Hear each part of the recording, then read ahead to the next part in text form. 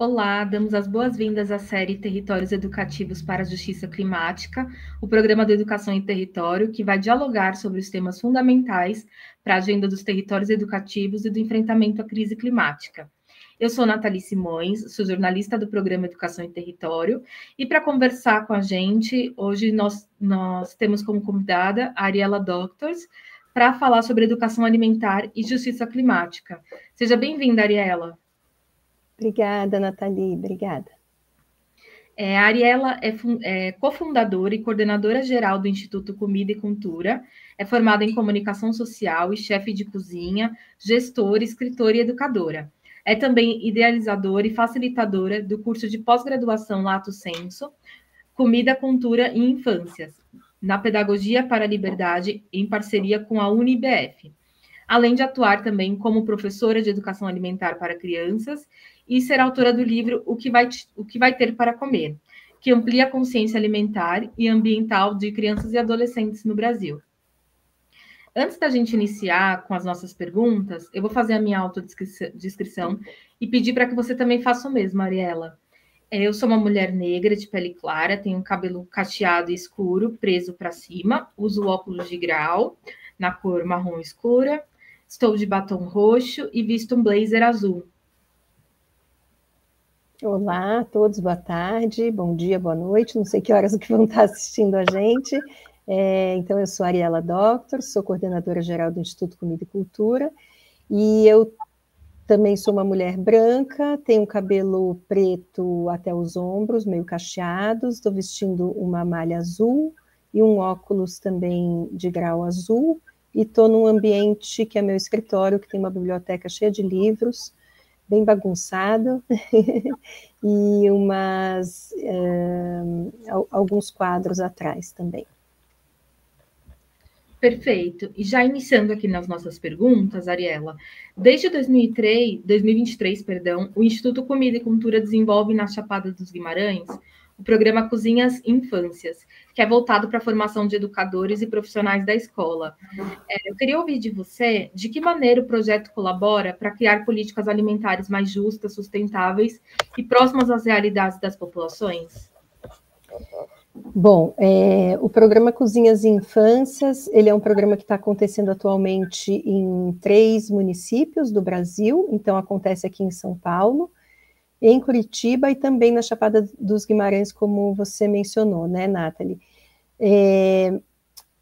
A sua pergunta, eu acho que é bem importante a gente falar que a gente trabalha bastante com...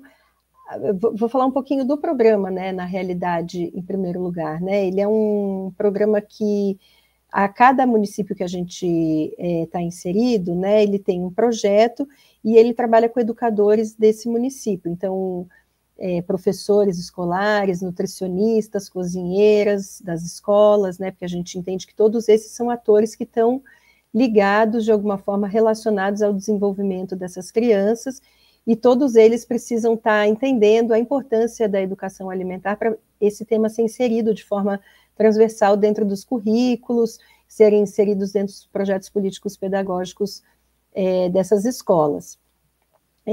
Então, quando a gente faz essa formação, a gente procura trazer a história da formação da culinária brasileira, né, trazendo os múltiplos atores que foram responsáveis pela criação dessa nossa cultura alimentar. Então, a gente vem falando da alimentação humana desde os lados primórdios, quando nós éramos caçadores-coletores, até o domínio do fogo, e depois toda o desenvolvimento dos sistemas alimentares, né, ao longo da nossa história. Então, a história humana paralela com a história da própria alimentação. E com isso, a gente consegue trazer esse entendimento de como os sistemas alimentares estão relacionados, enfim, com todos os processos, né? A gente consegue dar visibilidade aos processos que foram invisibilizados ao longo da nossa história, foram terceirizados. Por que eu estou falando tudo isso para te responder? Porque a gente traz muito a sociobiodiversidade dos territórios onde a gente trabalha. Então, em Chapada dos Guimarães, por exemplo, a gente conseguiu incidir, agora na fase 3 do projeto, inclusive na chamada pública para a aquisição de alimentos do PNAE que é o Programa Nacional de Alimentação Escolar, né, daquele município. Então, veja que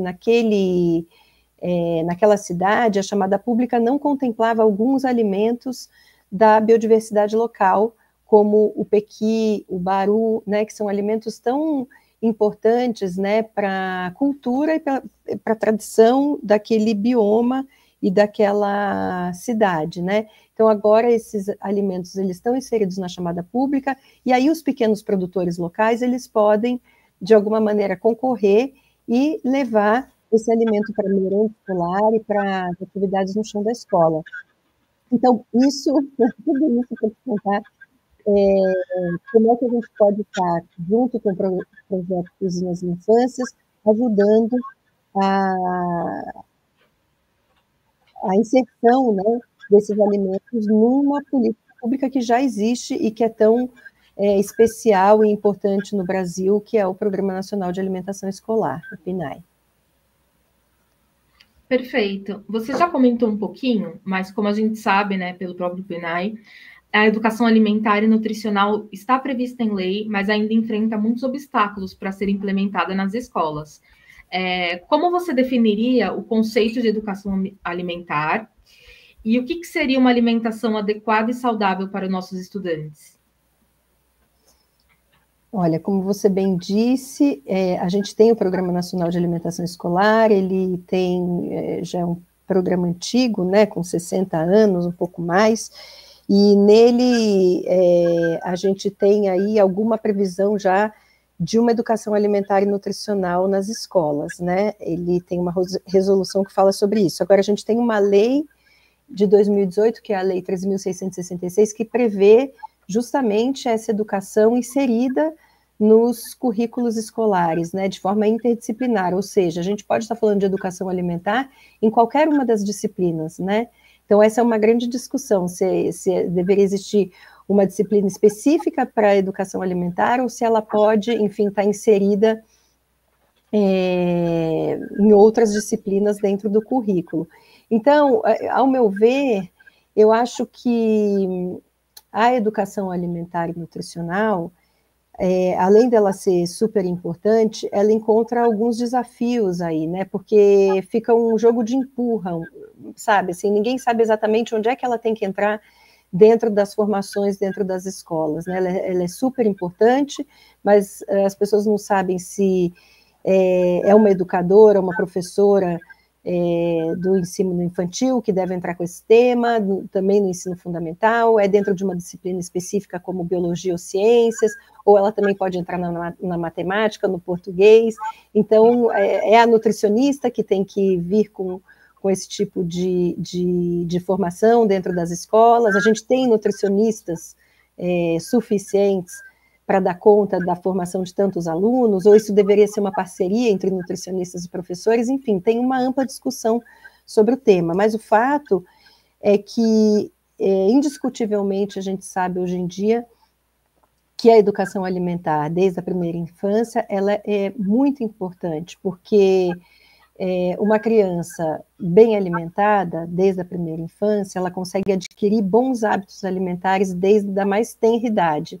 Isso quer dizer que ela não vai precisar, depois, com o tempo, se ela, né, criou hábitos errados, falando em uma alimentação adequada e saudável, né, desde a infância, depois é muito mais difícil, né, a gente, por exemplo, se você aprende a tomar refrigerante, bebidas açucaradas desde a infância, depois, quando você chega na adolescência, na fase adulta, vai ser muito difícil você dizer não para um refrigerante. Eu falo por mim mesma, né, que quando eu era pequena, tomava muito refrigerante, foi difícil eu parar de tomar, mesmo entendendo o mal que ele poderia me fazer. Hoje em dia eu não tomo mais, e eu eduquei meus filhos desde o princípio a não tomarem refrigerante, então eles dificilmente vão tomar.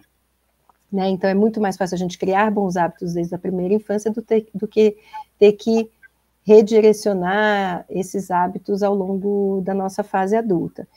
E aí você me pergunta, o que é uma alimentação adequada e saudável? Eu acho que uma alimentação adequada e saudável, ela depende muito do território onde você está inserido. A gente não pode dizer, por exemplo, para uma criança que mora nos polos do nosso planeta, por exemplo, que é importante comer alface, cenoura, agrião, né? Porque eles não vão ter nem onde plantar isso. Para essas crianças vai ser importante comer alimentos que sejam gordurosos o suficiente, por exemplo, para elas aguentarem o frio dos polos.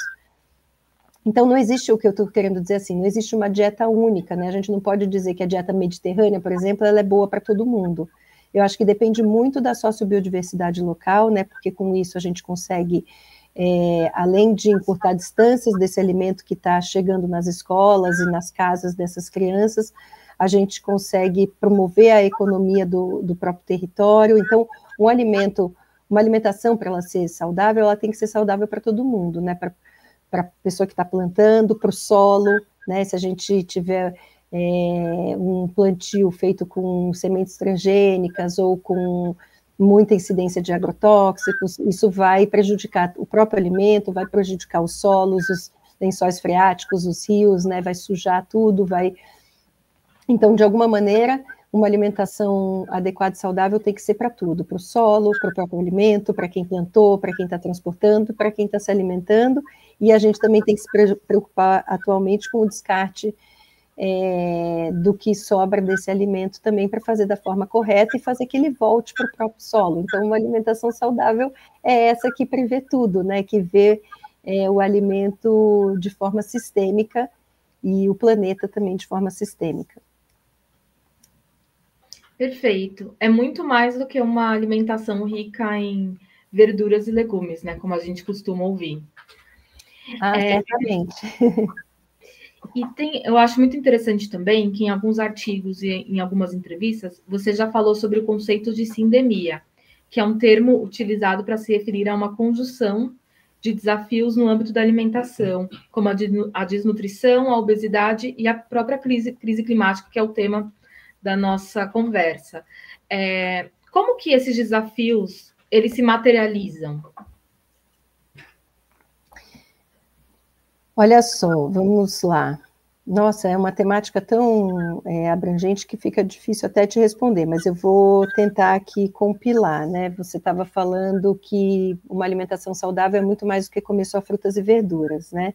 Então, realmente, de fato hoje em dia a gente trabalha com a classificação nova, né, que foi criada e divulgada por nutricionistas, cientistas brasileiros da Faculdade de Saúde Pública de São Paulo, né, por meio do Guia Alimentar para a População Brasileira de 2014, junto com o Ministério da Saúde, onde a gente não tem mais aquela pirâmide alimentar, o que a gente tem uma divisão dos alimentos conforme o seu processamento.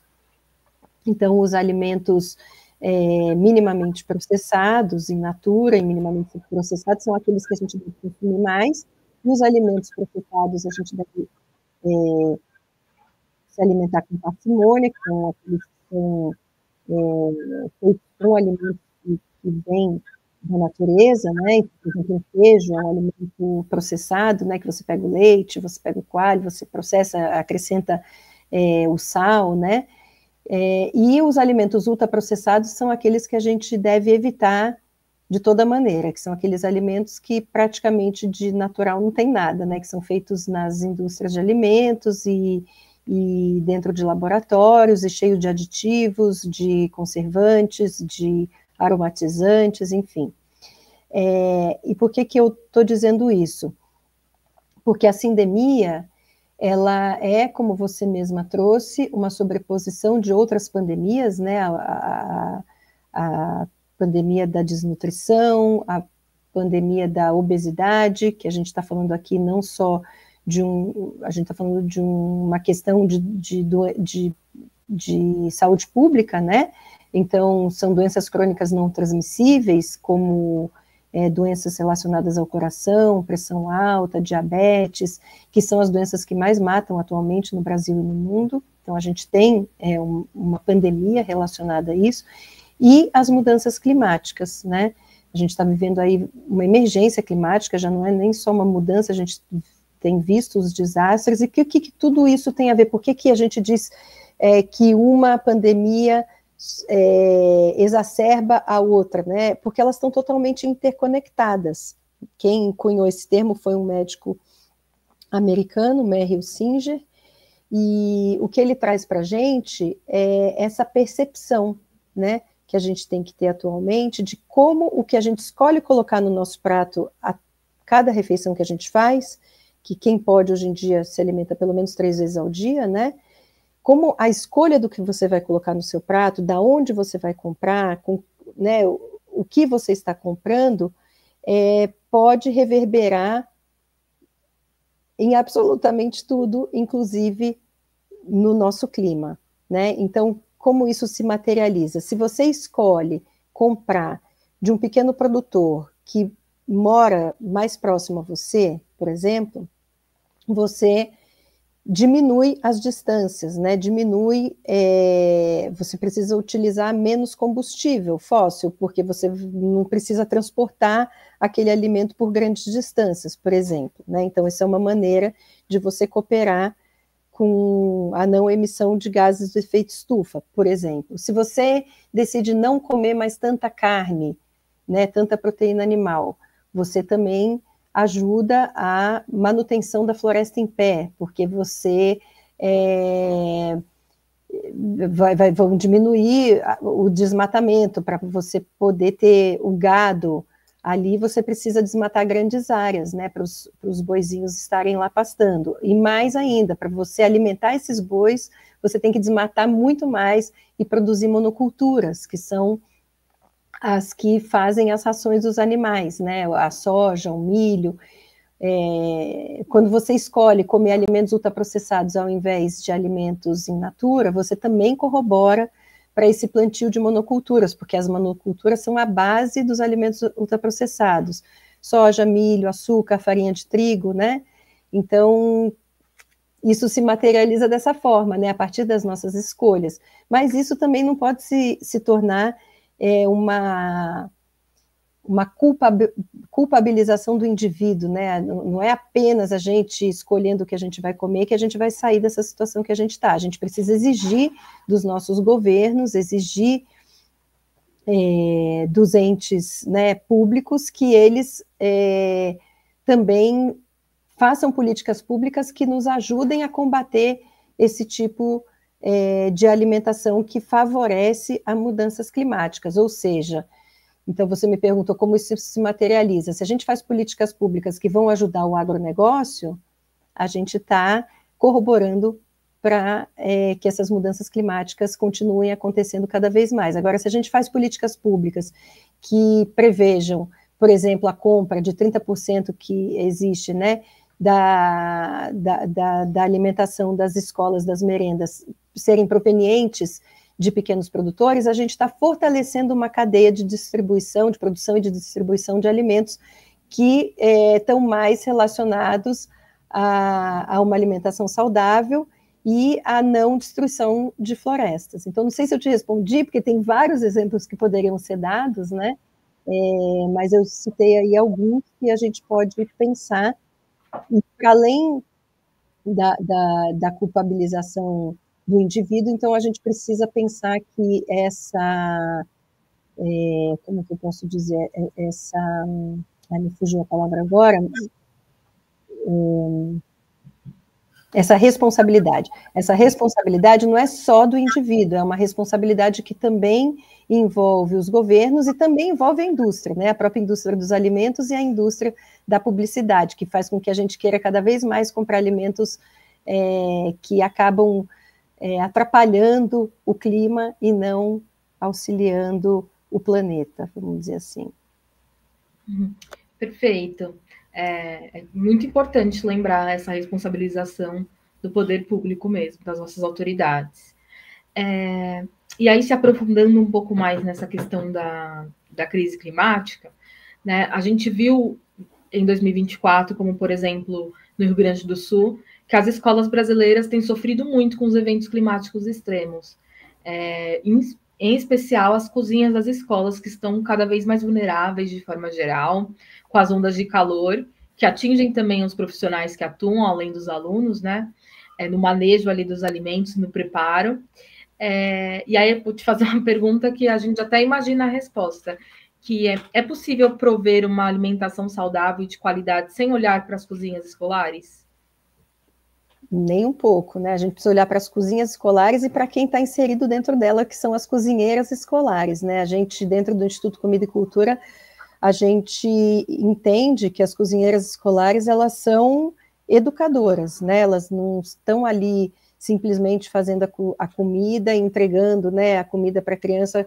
A gente vê aquelas imagens, né, com uma luvinha toda séptica por meio de uma janelinha e tal. Pelo contrário, ela pode ser uma grande agente transformadora dentro da escola na criação de bons hábitos alimentares para essas crianças, porque ela está em contato todos os dias com essa criança, né? Então, ela pode, inclusive, auxiliar as professoras e professores nessa educação alimentar. Por isso que o programa Cozinhas e Infâncias justamente prevê a formação não só de professores e nutricionistas, mas também dessas cozinheiras escolares. E aí, em relação a esse calor que se sente dentro das cozinhas, tanto de escolas, de restaurantes, ou mesmo, né, em cozinhas solidárias, em restaurantes populares, a gente tem que pensar, como a Bela bem traz no livro dela, né, quem é que vai fazer essa comida, como a gente pode enaltecer essas pessoas que estão, de fato, ali no dia a dia fazendo uma comida de verdade, né, uma comida bem feita e não as comidas ultraprocessadas que estão levando a gente a morrer aos poucos pela boca, né, por meio dessa alimentação, e também a matar o nosso planeta aos poucos, né, por meio dessas monoculturas e dessa derrubada aí de árvores e de florestas e essa utilização desenfreada de agrotóxicos, principalmente aqui no Brasil, né, onde a gente tem muitos agrotóxicos que são liberados e que não são liberados tanto nos Estados Unidos quanto nas Nações Unidas, e que aqui são, né, então a gente acaba tendo esse celeiro do mundo, que tem monocultura que parece que, né, fica parecido que a gente produz muito alimento, a gente produz muita soja, muito milho, muito açúcar, muito trigo, mas para alimentar quem? Porque a alimentação saudável que está no dia a dia, no prato do brasileiro, o arroz, o feijão, as verduras, as frutas, né, os legumes, eles vêm das pequenas produções, dos pequenos produtores, e eles sim que deveriam ser beneficiados com políticas públicas que auxiliassem, né, tanto a produção quanto a distribuição desse tipo de alimento. Legal. E te perguntando também mais uma vez um pouco sobre desafios, quais você avalia que são os principais desafios para a promoção dessa alimentação saudável e adequada nas escolas hoje? E como que a gente poderia fazer para incluir toda a comunidade escolar nesse processo, para além das profissionais da cozinha? Uhum. Olha, os desafios são imensos, né? Então, eu costumo dizer que, assim como a lei para a educação antirracista, né, das relações étnico-raciais, do ensino da cultura afrodiaspórica, da cultura dos povos originários, levou mais de 20 anos, de fato, para começar a ser executada de forma mais incisiva dentro dos currículos e tudo mais, né? A educação alimentar também, eu acho que a gente está em vias de começar a entender a importância disso realmente desde a primeira infância, né, nas escolas. Essa lei como eu comentei com você, de 2018, então ela daqui a pouco vai estar fazendo 10 anos, vou fechar aqui um pouquinho que está entrando muito sol, ela vai estar fazendo 10 anos daqui a 3 anos, então é uma lei muito importante, mas que precisa... a gente tem esse desafio de entender como implementar, né? Porque, como eu falei no início da nossa conversa, ainda não se tem muito claro dentro das escolas quem é que vai promover essa educação alimentar, né? Porque quando a gente fala de alimento, na sua pergunta mesmo você trouxe, como é que a gente envolve, para além das cozinheiras escolares, outras pessoas nessa relação com a comida, né? Tem escolas em outros lugares do mundo que usam a alimentação e a comida como centro de toda a educação. E, ao meu ver, isso faz muito sentido, porque ao você mostrar para uma criança, da onde vem um alimento, como ele pode ser transformado, o que, que a gente faz com ele depois, você dá visibilidade aos processos, né? Eu entendo que o que a gente está sofrendo atualmente como humanidade, e que levou a gente a essa sindemia, que você trouxe também numa das perguntas, é uma crise de percepção. A gente não está percebendo como as coisas todas estão interrelacionadas e interligadas, porque a gente foi educado assim, a gente tem uma educação cartesiana, bem divididinha, em caixinhas, né? A gente tem todas as disciplinas, uma dividida da outra, a gente não percebe a conexão que todas elas têm. Então, quando você fala, usa o alimento como fio condutor de uma educação, você permite que a criança tenha a visibilidade de todos os processos e de como todas as disciplinas e temas estão interconectados e são sistêmicos, ela consegue ter essa visão ao ter uma educação alimentar e nutricional. Então, eu defendo, né, que essa educação ocorra em todas as escolas de forma perene, né, desde a primeira infância, e que ela, enfim, ela vá acompanhando o currículo, né, ela não precisa começar e simplesmente parar, ela pode acompanhar a criança até o ensino médio, porque isso dá autonomia, né? A criança sai autônoma, ela sai aprendendo a cozinhar, ela sai uma cidadã que consegue fazer as suas próprias escolhas, que consegue, ela acaba conseguindo interconectar tudo e entender que uma decisão que ela toma ali no momento de se alimentar ou no momento de fazer uma compra tem a ver com a desertificação de um lugar, com algum evento climático extremo que possa estar ocorrendo em algum lugar, né? Então, como envolver todo mundo?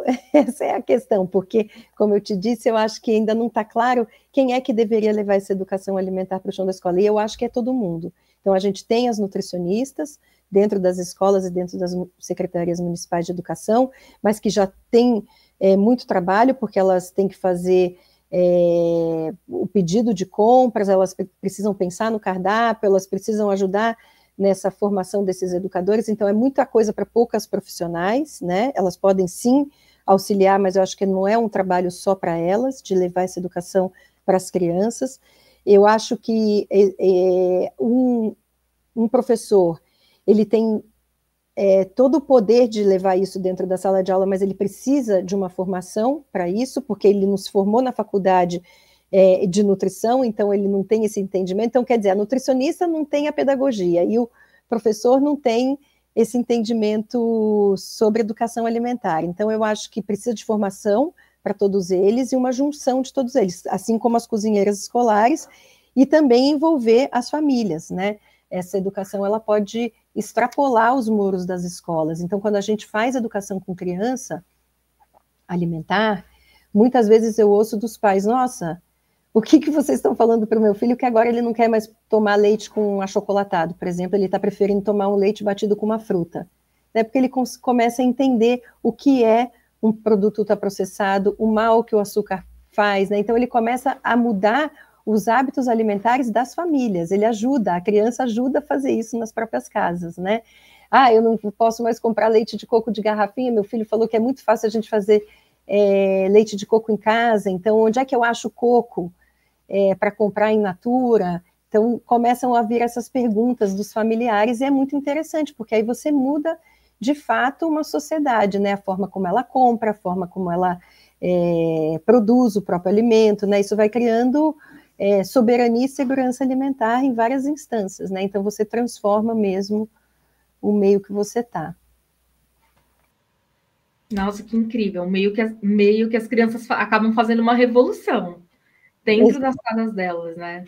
Que bacana. A gente vê isso acontecer. Então é um trabalho de formiguinha, porque na realidade a gente está lidando com poderes gigantescos, né? Que é a indústria do alimento, a indústria da publicidade. Então não é uma coisa simples e fácil de se fazer, mas por meio da educação e principalmente da educação alimentar, eu acho que a gente pode transformar toda uma sociedade. Não é um projeto imediatista, né? Não é um projeto que vai fazer com que a fome suma do mundo de uma hora para outra, ele não é um projeto assistencialista, é um projeto de médio e longo prazo, mas que pode mudar de fato a vida da humanidade e dos outros seres que convivem com a gente aqui dentro desse nosso planetinha. Então, acho que é muito importante e urgente para que a gente olhar para essa educação alimentar dentro das escolas com mais seriedade e que as pessoas estejam apropriadas desse discurso.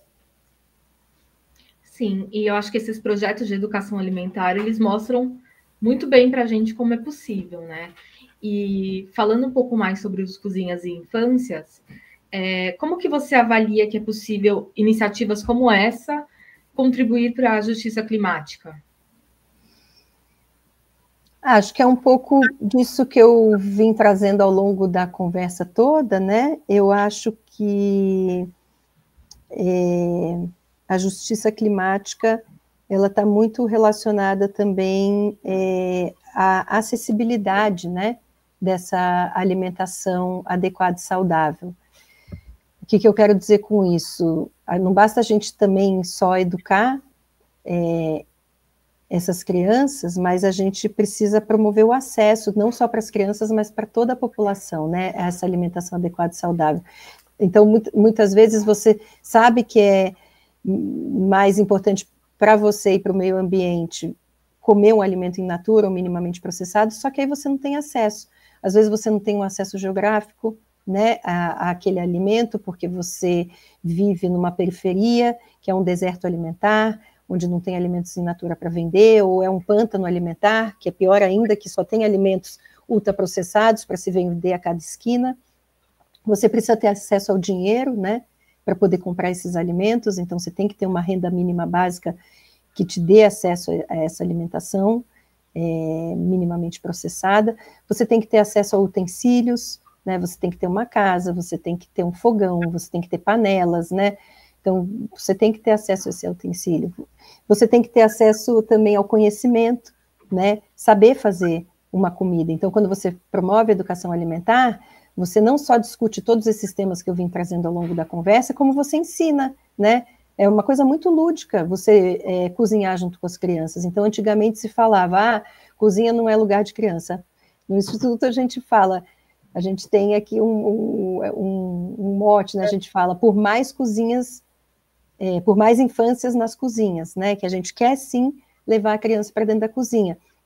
Ela vai adquirindo autonomia com isso, né? Vai adquirindo liberdade, conhecimento. Uma criança com supervisão, obviamente, ela pode utilizar uma faca, ela vai, inclusive, adquirindo motricidade mais fina, né? Uma faca que seja de ponta arredondada, ela pode cortar, ela pode picar, ela pode ralar, ela pode misturar, né? Então, dependendo da faixa etária, você promove ali algumas coisas para ela fazer dentro daquela cozinha, que ela vai ganhando autonomia, conhecimento, e aí ela vai poder utilizar isso para fazer o seu próprio alimento, ajudar a família, enfim, e quando ela for adulta, ela poder ir para qualquer lugar. E um grande acesso que a gente precisa ter também, que a gente não tem atualmente, é acesso ao tempo. Então, muitas mães, profissionais, donas de casa, que normalmente são quem provê a alimentação dentro das casas, não conseguem ter tempo para fazer essa alimentação adequada, né? Então, com todos esses acessos, ainda assim você precisa poder ter um conhecimento de como se programar, como fazer um feijão que pode durar 15 dias, que você pode ter, de repente, ali um freezer, né, que pode dividir em porções aquele alimento para você poder ter no dia a dia ali uma facilitação, enfim, tudo isso depende de uma série de acessos. Então, está aí o desafio posto. Então, não é uma resposta única, né?